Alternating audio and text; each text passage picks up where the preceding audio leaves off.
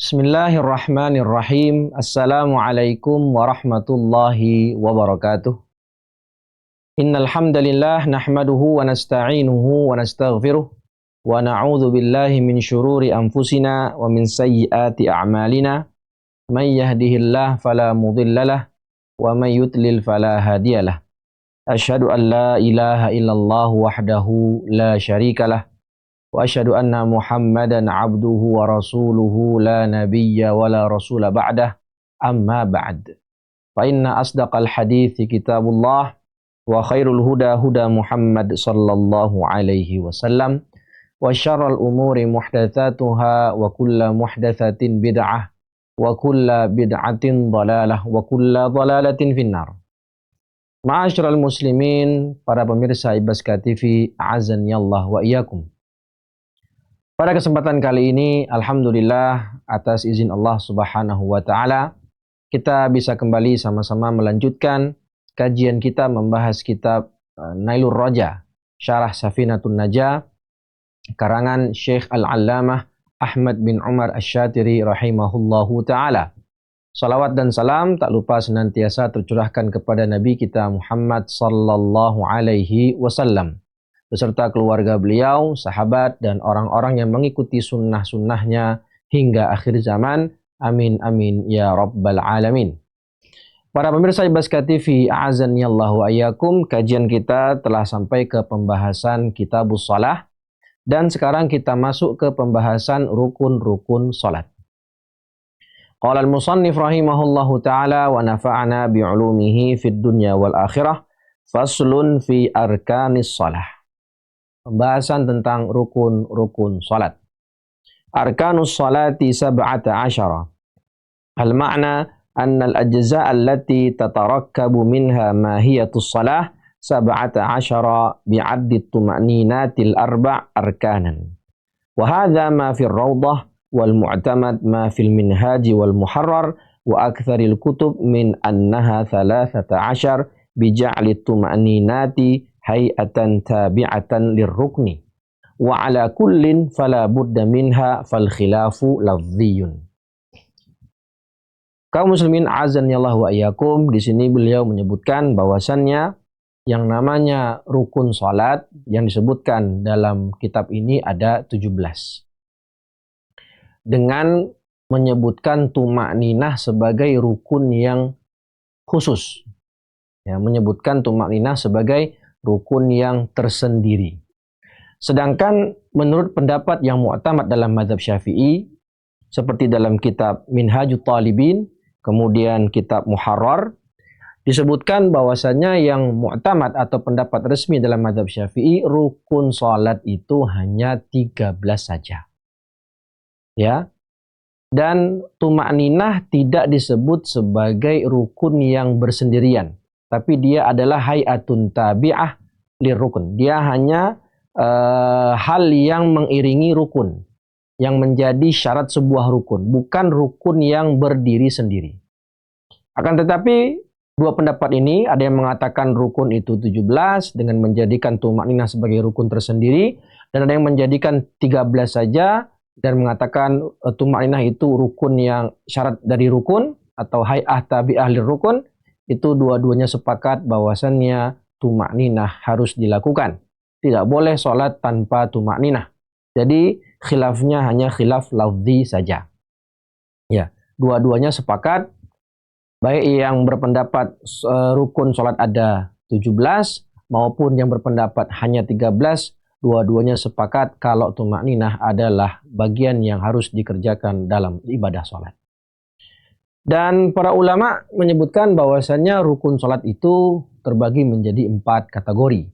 Ada pertama kategorinya rukun qauli, yaitu rukun perkataan. Ada rukun fi'li, rukun perbuatan. Dan ada nanti namanya rukun qalbi, yaitu niat. Dan nanti ada namanya rukun ma'nawi, yaitu tertib, berurutan, perbuatan salatnya berurutan. Baik. Rukun yang pertama, kata beliau, yang pertama al-awwal, an-niyah. Al-ma'na anna al-awwala min arkanis salati niyatu fi'liha bil qalbi. fala yakfi an-nutqu biha ma'a ghaflatil qalb. Rukun yang pertama adalah niat. Sebagaimana dalil yang masyhur, innamal a'malu binniyat. Ya, bahwasanya sebuah amalan tidak sah kecuali dengan niat. Dan niat itu ulama sepakat ijma' mahalluha fil qalbi. Niat itu tempatnya di hati. Akan tetapi ulama Syafi'iyah mengatakan wa yustahabbu at-talaffuz biha ta'kidan lima fil qalbi, dan disunahkan untuk melafazkannya untuk menguatkan niat yang ada di dalam hati. Fala yakfi an-nutqu biha ma'a ghaflatil qalbi. Karena niat itu tempat intinya adalah di hati, maka kalau ada orang mengucapkan niat tetapi hatinya belum berniat, maka ini belum cukup, tidak teranggap. Ya, wala yadurru nutqu bi khilafi ma fihi falau nawa fardan wa nataqa bi khilafih ka'anna wadh-dhuhra wa nataqa bil asri kanatil ibratu bima nawah. Sebaliknya, kalau ada orang di hatinya niat sholat zuhur, tetapi yang terucap darinya adalah niat asar, maka ini yang dianggap adalah apa yang ada di dalam hati.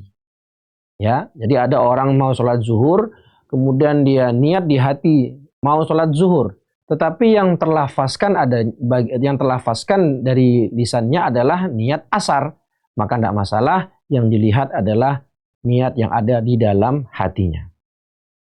Waliniyatu darajatun satati, dan niat itu ada tingkatan-tingkatannya yang akan kita bahas di pembahasan berikutnya. Baik, rukun yang pertama yaitu niat. Ini namanya rukun ma'nawi, rukun qalbi. Yang kedua adalah ats-tsani, takbiratul ihram. Summiyat takbiratul ihram li'annaha sababun fi tahrimi ma kana halalan qablaha kal akli wasyurbi wal kalam. Rukun yang kedua adalah mengucapkan takbiratul ihram. Ini salah satu rukun qauli. Ya, Allahu Akbar. Kenapa dinamakan takbiratul ihram?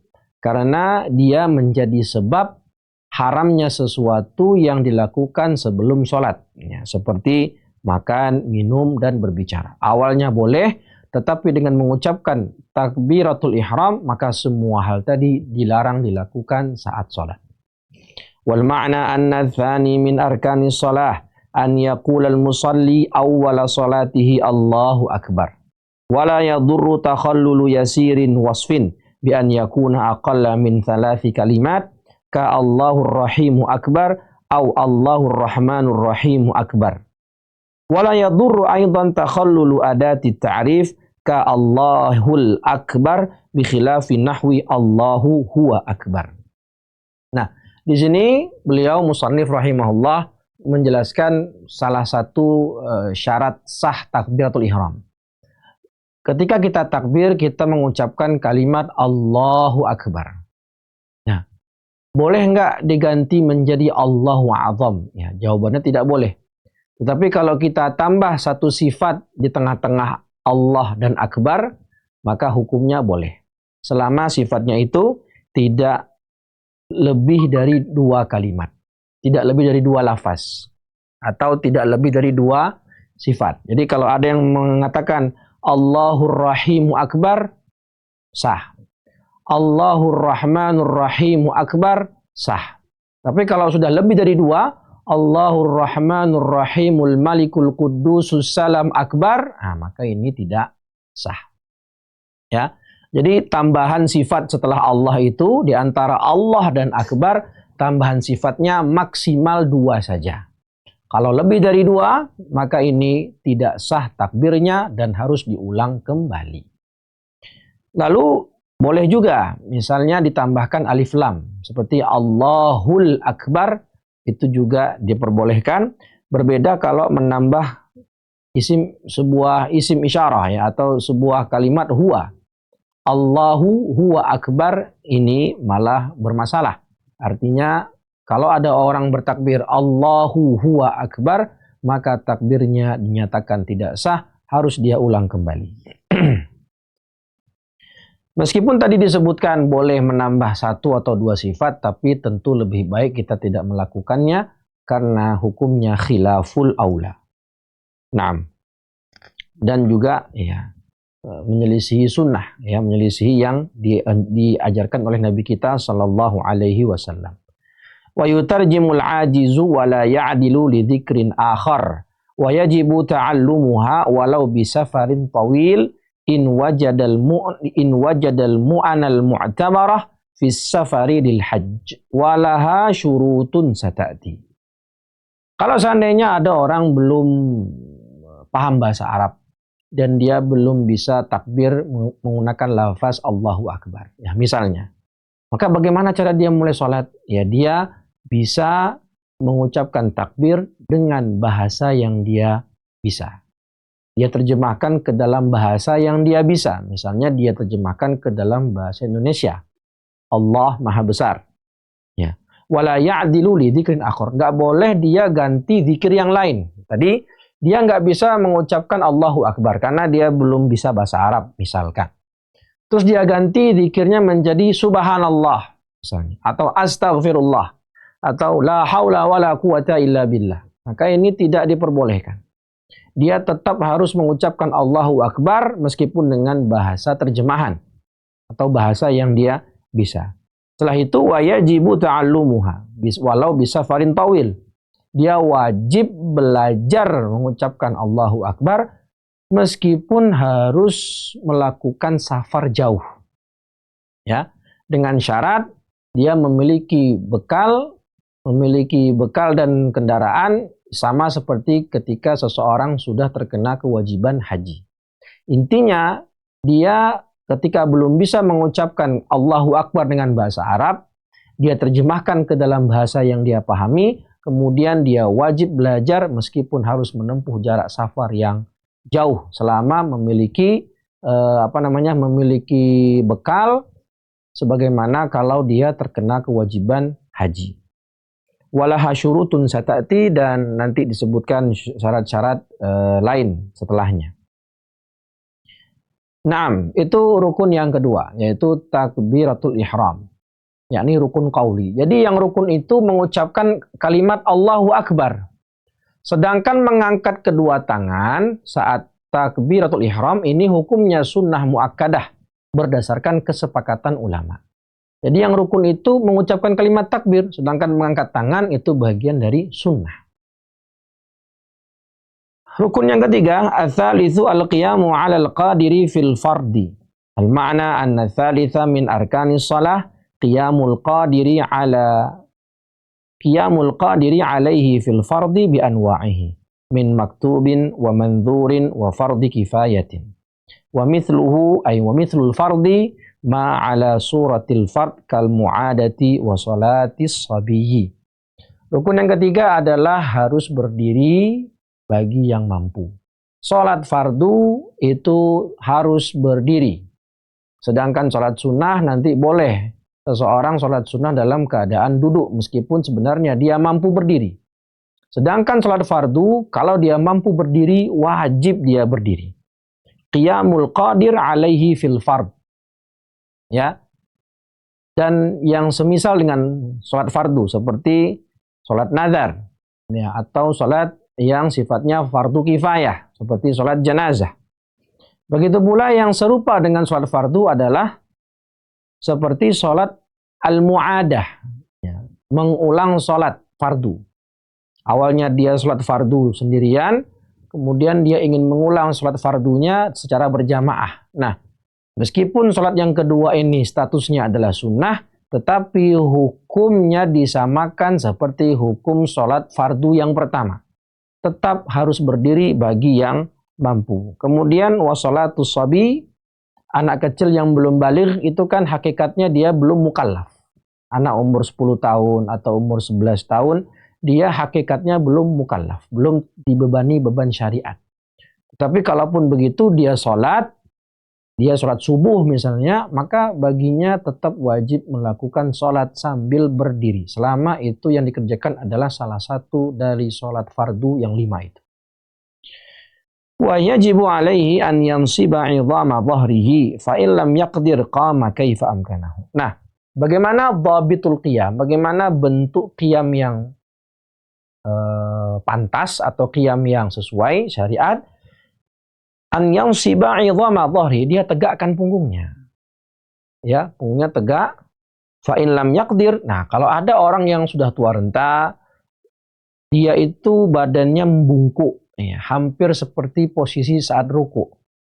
Ya, dia sudah tua, sudah keropos tulangnya, nggak mungkin dia berdiri tegak seperti waktu muda dulu. Ya sudah, maka dia nanti berdirinya ya sesuai kemampuannya. Fattaqullaha mastata'tum, kata Allah. Ya, dia berdiri sebagaimana yang dia mampu, agak bungkuk sedikit. Dan nanti ketika dia ruku, dia harus agak turun sedikit lagi untuk membedakan mana posisi dia sedang berdiri dan mana posisi saat dia sedang ruku. Ammal ajizu 'anil qiyam. Nah, tadi bagi orang yang mampu berdiri, maka dia wajib berdiri. Ya, yang sempurna dengan menegakkan punggung. Kalau bagi orang yang sudah tidak mampu berdiri tegak, dia tetap berdiri dalam kondisi membungkuk. Nanti ketika ruku agak turun sedikit supaya beda. Lalu bagaimana orang yang memang tidak mampu berdiri sama sekali? Ammal ajizu 'anil qiyam fayajibu 'alaihi al-qu'udu kaifa syaa. Tidak mampu berdiri, maka geser ke duduk. Kaifa syaa. Ya, fa illam yaqdir 'alal qu'ud wajaba 'alaihi al-ittija' 'ala janbihi. Kalau tidak mampu berdiri, maka duduk. Nah, duduknya bagaimana? Duduk yang paling afdal, kata ulama, dengan duduk iftirash.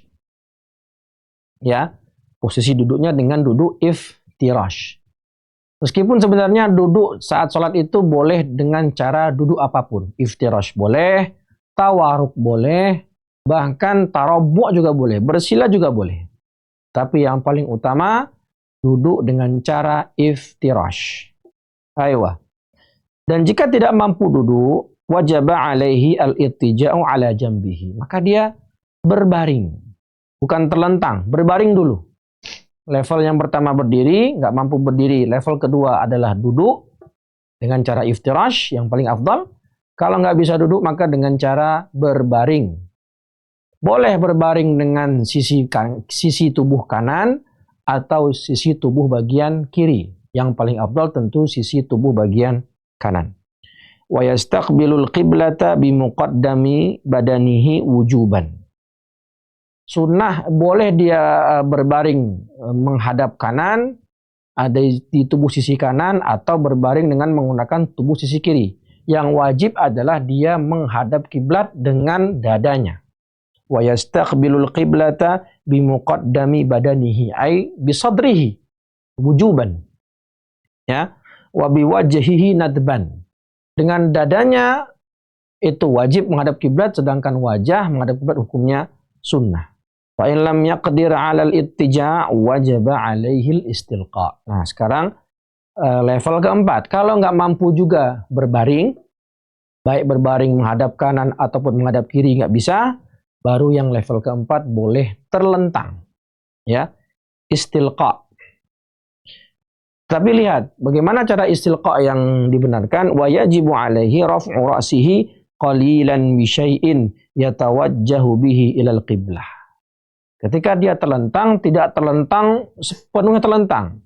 Itu wajib kepalanya diangkat sedikit. Bisa dengan taruh bantal atau mungkin kasur yang bisa dinaikkan kepala kasurnya. Yang penting kepalanya itu mendongak ke atas, tidak terlentang menghadap langit-langit, tapi agak dinaikkan ke atas. Yarfa'u raf'u ra'si, yajibu 'alaihi raf'u ra'sihi qalilan bi syai'in. Diangkat sedikit kepalanya dengan sesuatu, yatawajjahu bihi ilal qiblah, yang mana nanti kepalanya itu yang akan menghadap kiblat. Ya, jadi kepalanya tidak terlentang menghadap atas, tapi diangkat sedikit supaya kepalanya bisa menghadap kiblat. Fa in ta'adzara tawajjuhu bihi wajaba 'alaihi an yatawajjaha bi akhmasaihi. Nah, kalau memang kepalanya nggak bisa dinaikkan ke atas, lagi sakit kepalanya misalnya, atau lagi patah lehernya, nggak bisa dinaikkan kepalanya, harus terlentang seperti ini menghadap atas, maka yang wajib menghadap kiblat adalah bagian telapak kakinya.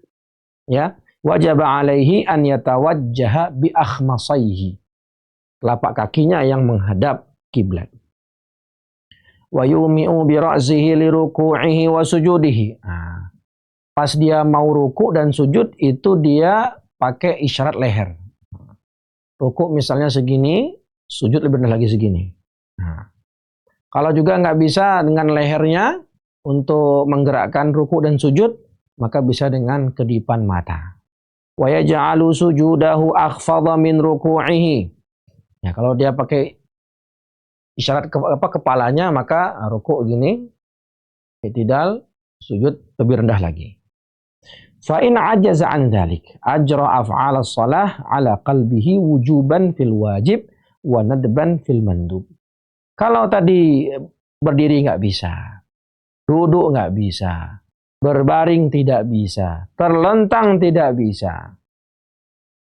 Yang terakhir apa? Yang terakhir dia sholat dengan hatinya. Artinya dia membayangkan dirinya sedang sholat dengan hatinya. Ya, yang wajib dia kerjakan, yang ruku, yang sunnah juga dia kerjakan. Dia bayangkan dirinya sedang sholat, melaksanakan rukun-rukun yang wajib dikerjakan dan juga sunnah-sunnah dalam sholat.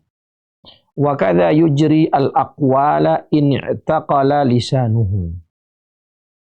Dan dia kalau bisu, tidak bisa berkata-kata, ya dia membaca ayat Quran itu dari hatinya. Yujri al-aqwal in i'taqala lisanuhu. Dia dalam hati membaca surat Al-Fatihah, kemudian membaca surat-surat pendek, dan membaca tasyahud, dan seterusnya, dan seterusnya. Ini bagaimana bentuknya? Bi'an yumathila nafsahu mukabbiran wa qa'iman wa raqi'an wa hakadha. Ya, bagaimana bentuk dia sholat dengan hati itu? Ya, dia bayangkan, yumathil, dia bayangkan dirinya sedang takbir, baca Al-Fatihah, ya, kemudian baca surat pendek, ruku, sujud, i'tidal, dan seterusnya. Wala i'adata alaihi, dan tidak perlu dia mengulang sholatnya. Artinya ketika dia sholat dalam keadaan demikian, sholatnya terhitung sah dan mujzi, alias gugur kewajiban sholat padanya untuk hari itu. Tidak wajib dia mengulangnya lagi. Wala tasqutu sholatu anhu madama aqluhu thabitan. Dan sholat tidak akan gugur bagi seseorang selama akalnya masih ada. Ini bagi laki-laki tentunya ya. Sedangkan bagi perempuan ya, mereka punya libur tiap bulan, ya, baik karena haid maupun karena nifas. Laki-laki tidak ada libur untuk sholat. Ya, hanya satu yang menyebabkan kita tidak sholat, kalau akal kita hilang. Wa kama yasqutul qiyamu bil ajzil hissi yasqutu bil ajzi asy-syar'i. Wa min suwarihi an la tumkina mudawatuhu illa qa'idan au mustalqiyan fayusalli kadzalika bila i'adah. Wa ma law khafa as-suquta law shalla qa'iman wa ma law shalla jama'atan ajaza 'anil qiyam wa la ya'jizu anhu munfaridan fayusalli jama'atan qa'idan bila i'adah wa in kana al-infiradu afdal. Sebagaimana seseorang gugur kewajiban berdiri saat sholat baginya karena ajzul hissi, memang tidak mampu secara fisik, ya, tadi misalnya dia lumpuh atau apa ya, memang secara fisik dia nggak mampu berdiri atau lagi sakit atau apapun. Begitu pula kalau dia tidak bisa berdiri bukan karena fisiknya nggak mampu, tapi syariat melarangnya atau membuatnya tidak bisa berdiri. Namanya ajzun syar'i. Kalau yang pertama tadi namanya ajzun hissi. Betul-betul nggak mampu secara fisik. Tapi yang ini namanya ajzun syar'i, fisiknya mampu, tapi ada hal yang membuatnya tidak bisa berdiri. Seperti contohnya, orang yang dia itu dia tidak bisa diobati kecuali dalam keadaan duduk. Ada orang sedang di rumah sakit, sedang diobati, sedang diinfus atau diapakan lah. Kalau dia nekat berdiri, ya nanti pengobatannya berhenti misalnya. Ya, atau pengobatannya terganggu. Artinya dia harus duduk. Dia fisiknya bisa berdiri, tapi kalau dia nekat berdiri, pengobatannya terganggu. Dia akan semakin lama sembuhnya misalnya. Ya. maka dia boleh sholat sambil dalam keadaan duduk atau berbaring, karena memang butuh proses pengobatan seperti itu dan tidak perlu dia mengulang. Atau ada orang sholat di nampan, di sampan, ya, di perahu kecil, yang mana kalau dia sholat dalam keadaan berdiri, takut jatuh nanti. Dia bisa berdiri, tapi kalau dia nekat sholat sambil berdiri, sampannya akan goyang dan dia akan jatuh ke laut. Maka saat itu boleh bagi dia tetap sholat dalam keadaan duduk dan tidak perlu dia mengulang sholatnya. Atau contoh yang ketiga, ada orang kalau dia sholat secara berjamaah, dia nggak mampu berdiri. Tapi kalau sholat sendirian, mampu dia berdiri. Ya mungkin kalau berjamaah, karena mungkin bacaan imamnya lama, ya, atau apapun lah alasannya, yang mana kalau dia berjamaah itu sholat berjamaah itu dia nanti nggak kuat berdiri, dia harus duduk. Tapi kalau sholat sendirian dia mampu berdiri. Maka di sini mana yang lebih diutamakan? Ya, kata beliau di sini fayusolli jama'atan qa'idan jawazan bila i'adah. Kalau dia pengen tetap dapat sholat berjamaah, ya silahkan. Diperbolehkan bagi dia sholat berjamaah dalam keadaan duduk. Tapi kalau ditanya mana yang lebih afdal, sholat berjamaah dalam keadaan duduk atau sholat sendiri tapi berdiri, maka yang lebih utama sholat sendiri tapi berdiri. Ya. Karena memperhatikan fadilah keutamaan inti ibadah lebih utama daripada memperhatikan keutamaan ibadah dari sisi waktu dan tempat. Wa kharaja biqaulihi, ya sama kayak kasus yang sudah kita sebutkan sebelumnya, pembahasan toharah itu. Mana yang lebih afdal, tayamum, sholat di awal waktu dengan tayamum, atau sholat di akhir waktu dengan wudu. Ya, sama kayak ini. Afdal mana? Sholat berjamaah tapi dalam keadaan duduk atau sholat sendirian dalam keadaan berdiri. Nah kalau yang pertama tadi, sholat di akhir waktu dengan wudhu lebih utama daripada sholat di awal waktu dengan tayamum. Nah di sini juga sama. Sholat sendirian tapi berdiri lebih utama daripada sholat berjamaah dalam keadaan duduk. Wa kharaja biqaulihi fil fardi an-naflu fa innal qiyama fihi mandub la wajibun fayajuzu walau lil qadiri al-qu'udu wal ittija'u fihi la al-istilqa lil qadir wa yaq'udu al-muttaji'u al-qadilu lirruku'i was sujud. Kata-kata beliau tadi, wajib al-qiyamu 'alal qadir fil fardi, wajibnya berdiri saat sholat fardu, maka kata-kata fardu mengeluarkan sholat sunnah. Di sini tidak masuk sholat sunnah, yang mana berarti fa'innal qiyama fihi, sholat sunnah dalam keadaan berdiri, mandubun, la wajibun, hukumnya sunnah, tidak wajib. Artinya bagaimana? Fayajuzu walau lil qadiri al-qu'ud wal ittija'u fihi. Orang yang bisa sholat sunnah dalam keadaan berdiri, mampu dia berdiri, tapi dia memilih sholat sunnah dalam keadaan duduk. Gak apa-apa, sah sholatnya. Misalnya ada orang sholat duha, duduk dia. Padahal dia sehat walafiat, mampu berdiri, tapi lebih memilih sholat dalam keadaan duduk. Maka sholat duhanya sah. Tapi ingat, dia hanya mendapatkan setengah pahala saja. Karena tentu yang lebih utama kalau dia melakukannya dengan cara berdiri atau ittija'u fihi. Dia berdiri bisa, duduk bisa, tapi malah memilih untuk berbaring, ya boleh, nggak masalah, ya. Nanti dia dapat 1/4 pahala, lebih sedikit lagi pahalanya. Tapi boleh nggak orang yang sholat sunnah berdiri mampu, duduk mampu, ittija' mampu, berbaring mampu, dia milih istilqa. Nah, dia milih untuk terlentang, maka la al-istilqa lil qadir. Nggak boleh dia istilqa, harus ya kalau nggak berdiri, duduk atau berbaring.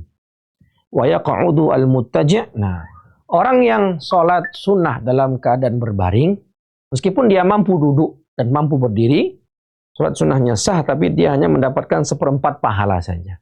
Nah, kalaupun dia sholat sunnah dalam keadaan berbaring, nanti ketika ruku dan ketika sujud, dia wajib ruku sempurna dan sujud sempurna. Ya, wa yaq'udu al-muttaji'u al-qadir lirruku' was sujud. Artinya, kalau dia mau ruku, dia harus duduk untuk bisa ruku dan juga untuk bisa sujud. Baik, rukun yang keempat, ar-rabi'u qiraatul Fatihah. Al-ma'na anna ar-rabi'a min arkanis shalah qiraatul Fatihah fil qiyami aw badalihi min kulli raka'atin min kulli salati fardin aw naflin munfaridan kanal musalli am imaman am ma'muman ma lam yakun masbuqan. Rukun yang keempat ini masih termasuk dalam rukun qauli. Ya, masuk rukun qauli. Kalau yang tadi itu al-qiyam, itu rukun fi'li. Rukun yang keempat adalah membaca surat Al-Fatihah. Ya, fil qiyam, saat berdiri atau saat mengganti dari qiyam, seperti duduk atau berbaring. Di setiap rakaat, baik itu salat fardu maupun salat sunnah, apapun jenis sholatnya wajib membaca Al-Fatihah karena itu bagian rukun sholat. Berdasarkan hadis Nabi SAW, la sholata liman lam yaqra' bi Fatihatil Kitab. Tidak sah sholat seseorang yang tidak membaca suratul Fatihah. Dan membaca Al-Fatihah tadi di sholat apapun, baik sholat fardu maupun sholat sunnah, wajib dibaca. Dan siapa yang baca Al-Fatihah? Baik yang baca Al-Fatihah itu munfarid, baik munfarid atau imam maupun makmum. Semuanya wajib membaca surah Al-Fatihah. Jadi dalam mazhab Syafi'i, kewajiban membaca Al-Fatihah berlaku untuk siapapun yang sholat. Baik dia sholat sendirian, atau sholat secara berjamaah menjadi makmum, atau menjadi imam. Munfaridan kanal musalli am imaman am ma'muman. Baik dia sholat sendirian atau sebagai imam atau sebagai makmum. Malam yakun masbukan, selama dia belum dihitung sebagai makmum yang masbuk. Ya, jadi dalam mazhab Syafi'i mutlak siapapun dia, baik dia imam, makmum maupun munfarid, wajib baca Al-Fatihah. Ini berbeda dengan pendapat Al-Hanafiyah. Dalam mazhab Hanafi, kalau saya tidak keliru, membaca Al-Fatihah gugur kalau dia berstatus sebagai makmum, baik sholatnya sir maupun jahr. Malam yakun masbukan, kecuali kalau si makmum ini masbuk. Dia masuk shaf dan mendapati imam sudah dalam keadaan ruku. Di sini makmum tinggal masuk shaf, takbir Allahu Akbar, langsung menuju posisi ruku, ngikut imam. Dan tidak wajib dia membaca Al-Fatihah lagi. Atau posisinya imam sudah hampir ruku.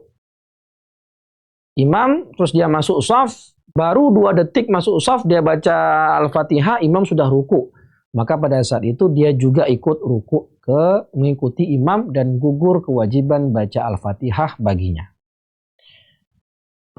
Nah, kalau ada orang yang baru masuk Islam dan dia hendak sholat, tapi tidak hafal Al-Fatihah, bagaimana solusinya? Yang pertama, fa'in ajaza an qiraatil Fatihah, qara'a sab'a ayatin min ghairiha minal Qur'an. Nggak bisa baca Al-Fatihah, agak hafal, maka dia mengganti Al-Fatihah tadi dengan membaca 7 ayat dari Al-Quran. Wa yusannu an takuna murattabatan. Dianjurkan 7 ayat itu berurutan. Dianjurkan. Ya, ini pendapat Imam An-Nawawi. Artinya kalau dia membaca 7 ayat pengganti Al-Fatihah, tapi mutafarriqah, tidak berurutan, misal dia ambil dalam Al-Baqarah 2 ayat, dalam surat Ali Imran 2 ayat, An-Nisa 2 ayat, begitu, terpisah-pisah.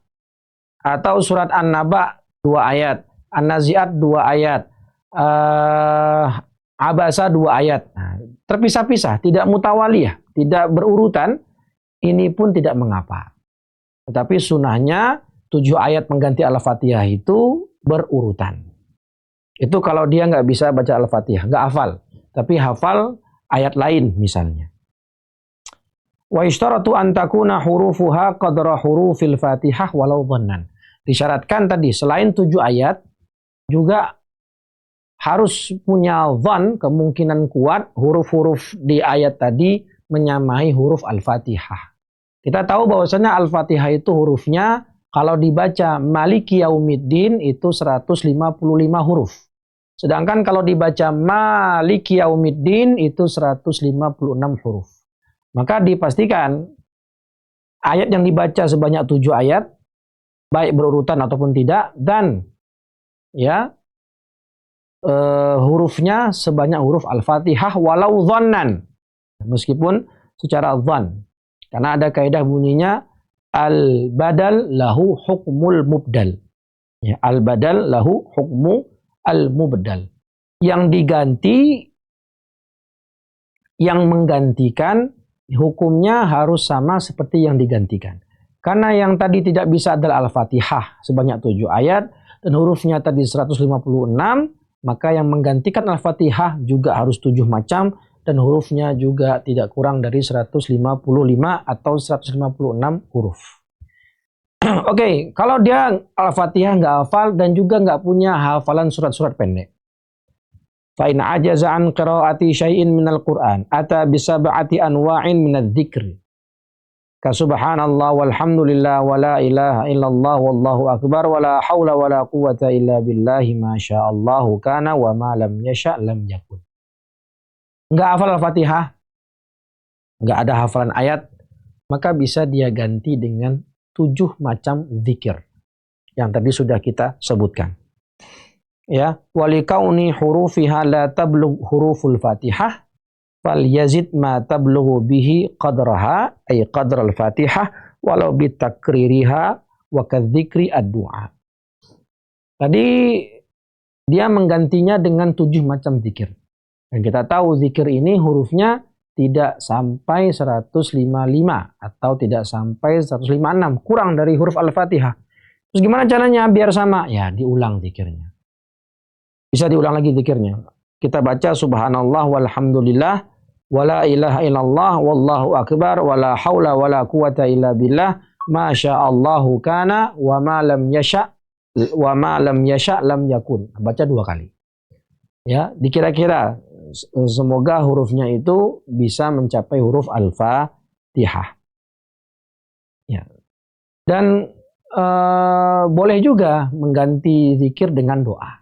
Asalkan syaratnya doanya itu harus doa yang berkaitan dengan akhirat.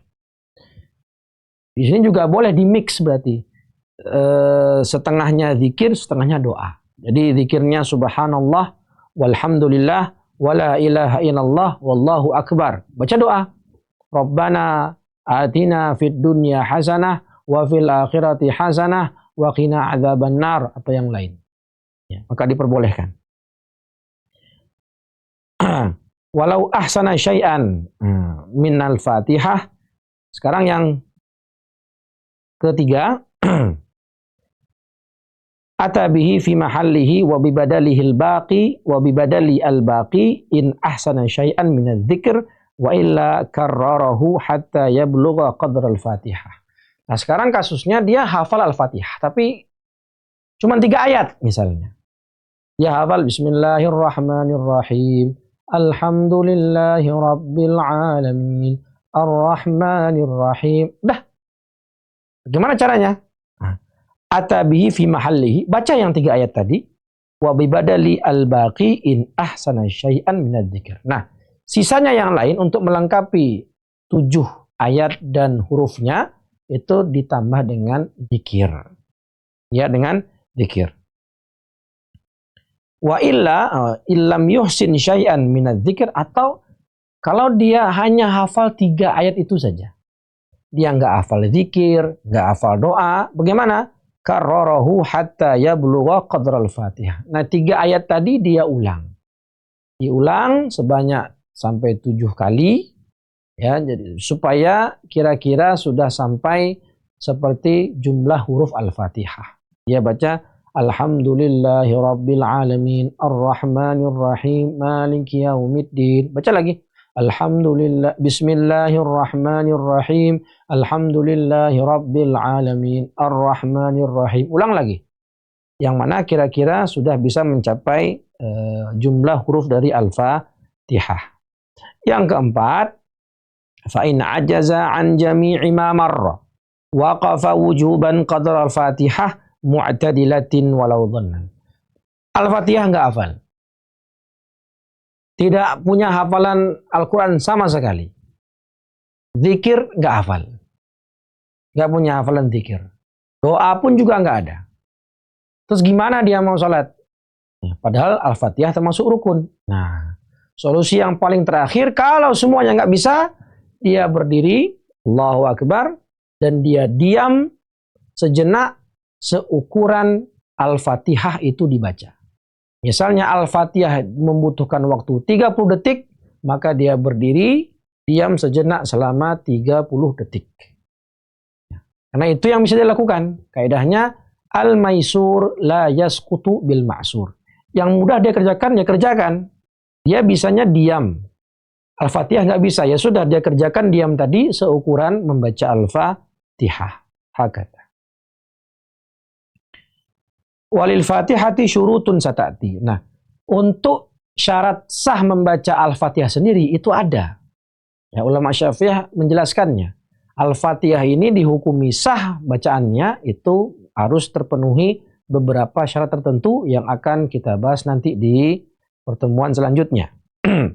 Dan rukun yang kelima, ini masuk rukun ar-ruku'. Ini adalah salah satu rukun fi'li. Al-khamis ar-ruku' wal ma'na anna al-khamisa min arkanis shalah ar-ruku'u wa huwa lughatan al-inhina.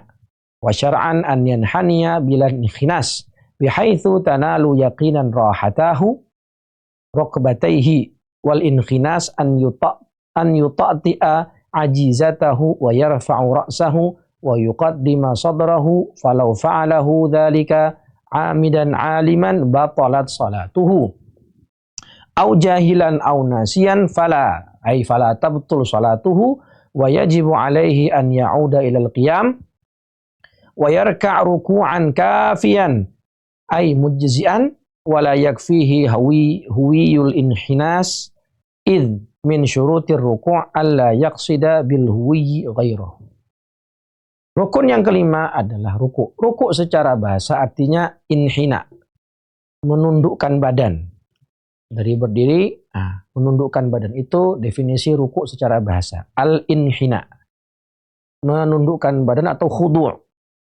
Wa syar'an an yanhaniya bila inkhinas. Menundukkan badan tanpa melakukan inkhinas. Apa itu inkhinas? Ya, inkhinas itu menunduk, tapi lututnya dimajukan. Lututnya dimajukan. Harusnya kan lututnya kan lurus begini. Tapi dia majukan lututnya begini, dadanya dimusungkan, dan kepalanya dikedepankan. Ya, inkhinas itu seperti itu. Lihat, apa itu inkhinas? An yuta'ti'a ajizatahu. Ya. Dia merendahkan tubuhnya, wa yarfa'u ra'sahu.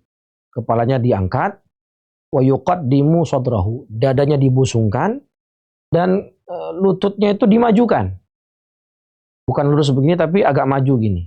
Nah, ruku' yang benar adalah kita menundukkan badan, dan minimal ruku' itu adalah sekedar kedua tangan kita ini bisa menyentuh lutut. Jadi kalau kita menunduk, terus kalau kita menunduk sedikit, ya, dan sudah bisa tangan kita itu menyentuh lutut, maka itu ruku' yang paling minimalis. Tapi ruku' yang sempurna tentu saja datar, membentuk sudut 90 derajat. Ya, membentuk sudut 90 derajat. Kalau ada orang ruku' dengan cara inkhinas, dan dia melakukannya karena sengaja dan mengetahui itu tidak boleh, maka sholatnya batal. Dan kalau dia melakukannya karena kejahilan atau karena lupa, maka sholatnya tidak batal, tetapi dia wajib berdiri lagi ke posisi berdiri, kemudian ulangi ruku yang benar. Ya, ulangi ruku yang benar. Wala yakfihi huwiyul inkhinas idh min syurutir ruku' alla yaqsida bil huwiyyi ghairuhu. Tadi ketika dia ruku posisinya inkhinas, yang itu tidak boleh. Kalau dia sengaja melakukannya dan tahu itu dilarang, batal. Tapi kalau dia ruku inkhinas dan dia nggak tahu hukumnya dilarang atau lupa, maka dia nggak bisa dari inkhinas tadi langsung merubah ke ruku yang benar. Tapi dia wajib ke atas dulu berdiri lagi dan ulangi rukunya sempurna. Ulangi rukunya yang benar. Karena ketika orang mau ruku itu tidak boleh dia turun ke bawah, bungkuk ke bawah untuk niat yang lain. Harus niatnya untuk ruku. Ya. Jadi kalau ada misalnya orang ruku, misalnya gini, ada orang lagi sholat, kemudian dia baca surat As-Sajdah. Oke? Nah, ketika baca As-Sajdah itu kan nanti ada ayat As-Sajdah kan? Ayat Sajdah. Nah, ketika dia baca ayat Sajdah, dia niatnya mau sujud. Mau sujud sajadah, sujud tilawah. Tetapi ketika tiba di posisi ruku, dia nggak jadi sujud. Berhenti dia di ruku dan dia jadikan itu ruku. Maka ini nggak boleh. Karena tadi ketika dia mau turun, dia turunnya itu niatnya mau sujud tilawah, bukan mau ruku. Tiba-tiba pas di tengah berhenti, dia jadikan itu sebagai rukunya. Maka ini tidak sah rukunya. Harus dia kembali ke posisi berdiri dan dia ruku lagi untuk niat ruku yang benar. Wahakadha. Rukun yang keenam yang terakhir, as-sadis, ya, at-tuma'ninatu fihi, ay at-tuma'ninah sukunun baina harakatain. Atau baina harakatain. Tuma'ninah adalah as-sukun, diam sejenak tenang di antara dua gerakan. Wal ma'na anna sadisa min arkanis salah at-tuma'ninatu fir ruku' bi an tastaqirra a'dha'ul musalli bihaitsu yanfasilu huwiyuhu ilaihi an raf'ihi minhu. Tuma'ninah itu dengan cara bi an tastaqirra a'dha'ul musalli, ya. Tenang dari berdiri ruku', ada jeda antara satu gerakan ke gerakan yang lain. Dan minimal tuma'ninah adalah sekedar mengucapkan subhanallah. Ya, kira-kira sekitar 1,5 detik atau 2 detik. Jadi tidak boleh kita dari berdiri ke ruku, i'tidal itu tidak ada jeda. Harus ada jeda, itulah yang disebut dengan tuma'ninah. Ya, ada tuma'ninah. Agar untuk memisah gerakan yang satu dengan gerakan yang lain. Dan jika itu tidak dilakukan, maka sholatnya tidak sah karena kehilangan salah satu syarat tuma'ninah. Baik kaum muslimin yang Allah muliakan, mungkin cukup sekian yang bisa kita bahas pada kesempatan kali ini. Sisa rukun yang berikutnya akan kita bahas insya Allah pada pertemuan berikutnya. Demikian dari saya, semoga bermanfaat, kurang lebihnya mohon maaf. Kita tutup dengan membaca hamdalah dan doa kafaratul majlis. Alhamdulillahirabbil alamin, subhanakallahumma wa bihamdika asyhadu an la ilaha illa anta astaghfiruka wa atubu ilaih. Wallahul muwaffiq ila aqwamit thariq. Wassalamualaikum warahmatullahi wabarakatuh.